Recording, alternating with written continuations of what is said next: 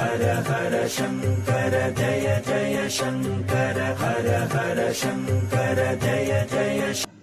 திருமுருக கிருபானந்த வாரியார் சுவாமிகள் 1965ஆம் ஆண்டு சென்னை நகரில் ஒரு பள்ளி ஆண்டு விழாவின் போது முதன்மை விருந்தினராக கலந்து கொண்டு போட்டிகளில் வென்ற மாணவ மாணவியர்களுக்கு பரிசுகள் வழங்கினார்.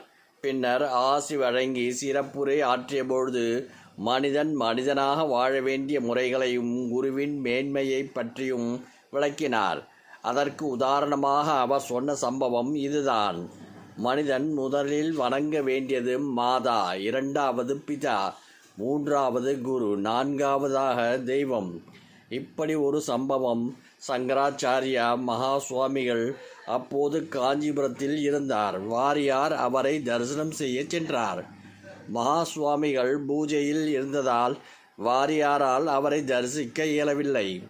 அவரது பூஜை முடிவதற்குள் காமாட்சி அம்மனையும் மற்ற கோவில்களையும் தரிசித்துவிட்டு வரலாம் என்று கிளம்பினார் வாரியார். தரிசனம் முடிந்து திரும்பி வரும் வழியில் சோலிங்கபுரம் அனந்தராம தீட்சிதரை சந்தித்தார் வாரியார். இருவரும் கோயிலின் ஒரு மூலையில் அமர்ந்து பேசிக்கொண்டு இருந்தனர்.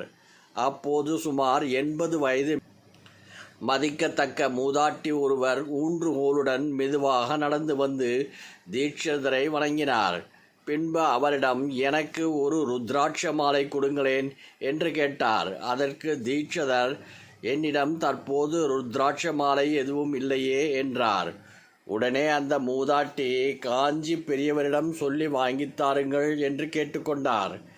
அதற்கு தீட்சிதர், பெரியவாரிடம் என்னவென்று சொல்லி ருத்ராட்சம் கேட்க வேண்டும் என்றார்.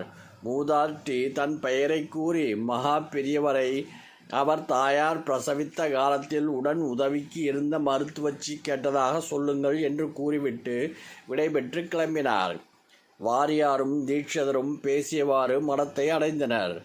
அன்று மகா பெரியவர் பூஜையை சீக்கிரமாக முடித்துக்கொண்டு மாலை 7 மணி அளவில் வேத விற்பனர்களுக்கு ஆகமத் தேர்வு நடத்தினார். அதில் வெற்றி பெற்றவர்களுக்கு விருது, சால்வை ஆகியவை அளித்து அனுப்பி வைத்தார்.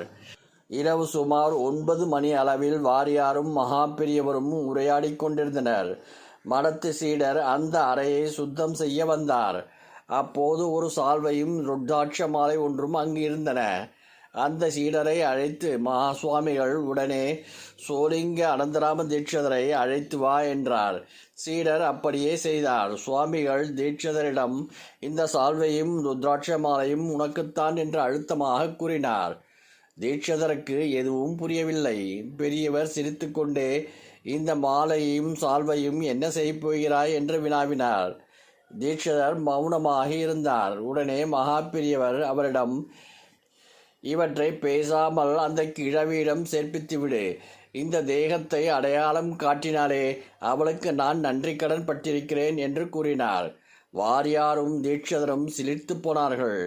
பிறகு மடத்து பிரசாதங்களுடன் ருத்ராட்ச மாலையையும் சால்வையும் சீடரிடம் கொடுத்து தீட்சிதர் மூலம் அவற்றை அந்த கிழவியிடம் கொடுக்கச் செய்தார். வாரியாரும் தீட்சிதரும் வியப்பு மேலிட கண்களில் நீர்மல்க மகா பெரியவரை நமஸ்கரித்தனர்.